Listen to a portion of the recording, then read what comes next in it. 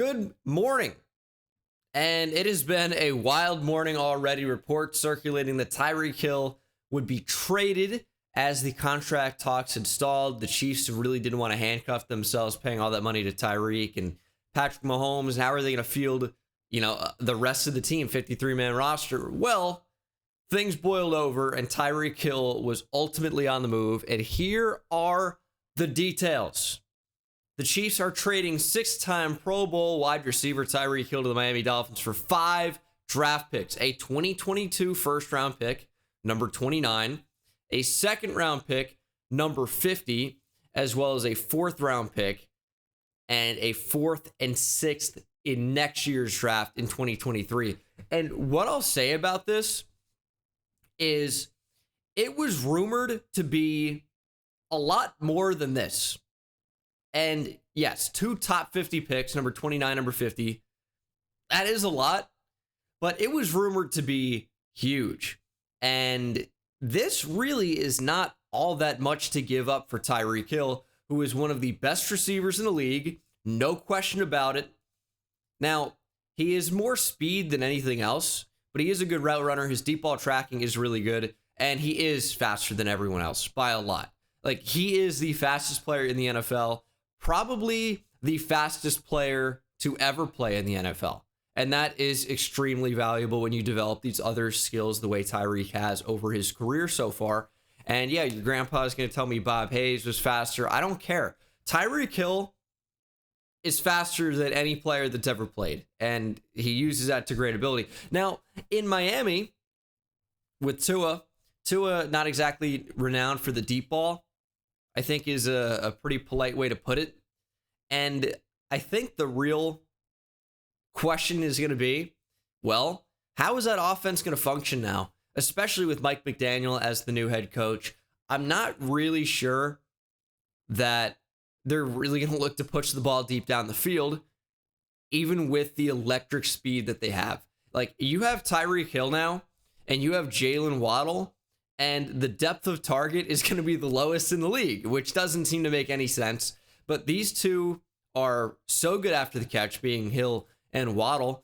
So I definitely like the potential of the offense moving forward. And I like the potential of Tua Tagovailoa moving forward. Now, I said it on Twitter, and it wasn't exactly the nicest way to put it, but this was a joke. This was just 50 Cent being a lefty.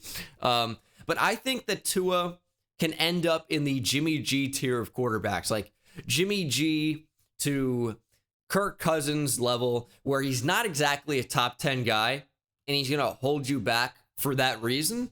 But there are a lot of teams out there that would like a Jimmy Garoppolo or a Kirk Cousins, someone where if you have enough talent around him, your team is still ultimately going to be successful. And I have faith in Tua, and I think he can be that game manager, which isn't a bad thing. There's such a negative connotation with game manager, but that's someone who just can run the offense and win games, essentially. And now, Tyreek Hill has been extended 4 years, $120 million. So you're going to get age 28, 29, 30, and 31? Or is it going to be age 29? No, he just turned 28. So you have age 28, 29, 30, and 31. And with someone with electric, never before seen speed like Tyreek Hill, he's still going to be very, very fast and still faster than everybody at age 31, you'd have to imagine. So you have the arguable prime of Tyreek Hill. You have Jalen Waddle. And then Devontae Parker doesn't have to be a mainstay in this offense. Preston Williams. Like, these are guys who are fine contributors. Cedric Wilson is going to be a good fourth receiver probably. Maybe a good third work in there. Like, this is a pretty good receiving core now. Because if you guys have been following the channel for the last couple of years, you know how big of a Jalen Waddle fan I am. I thought he was the best receiver in the draft last year. And that was with Jamar Chase, who was incredible, but they're different types of players. Jamar Chase is unbelievable. You'd have to rank him ahead of Jalen Waddle right now if you were doing a ranking. But I love Jalen Waddle as a player. I just want to put that out there. And, I think he was held back in Miami's offense. Still had over 1,000 yards, 6 touchdowns, but only 9.8 yards per reception because they don't throw the ball down the field at all. And it's not on Jalen Waddle. Despite him commanding bracket coverage, it's not on Jalen Waddle. He's just catching screens. He's catching short passes. That was just what Miami could do. But Jalen Waddle, now with a little bit more heat taken off him, you got Tyreek Hill out there.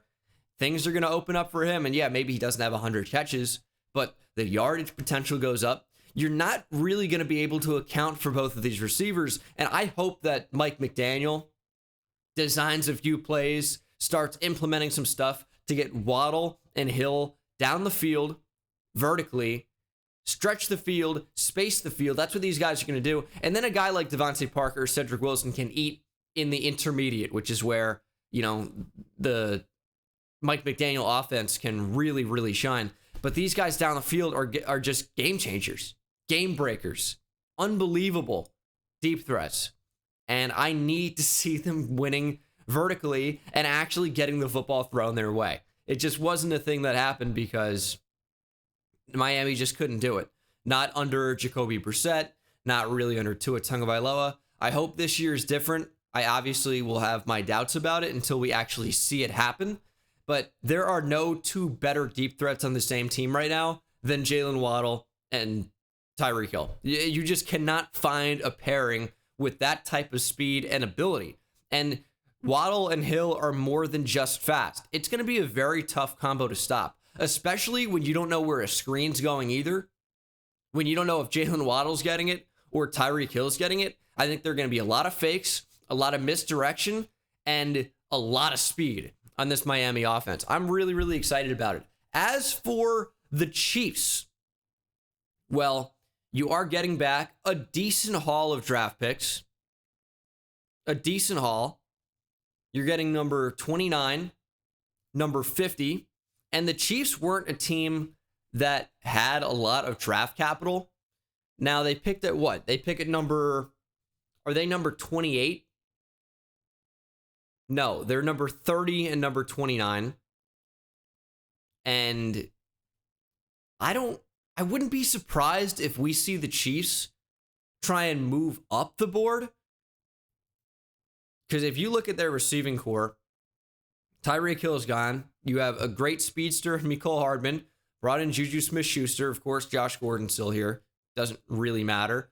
Cornell Powell was a receiver out of Clemson that's still very young. Was a rookie last year. There's some potential there, although he's not a deep threat at all. You're not just going to flat out replace Tyreek Hill.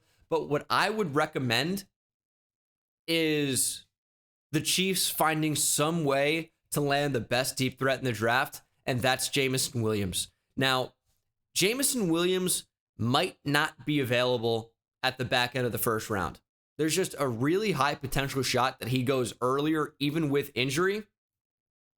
So I don't really know what you want to do on that front, because now with 2 picks near the back end of the first round, you could very easily trade up. And it wouldn't take the 2 first rounders. It would be, something like number 50 that they just acquired. But they also have other needs. Corner is a need.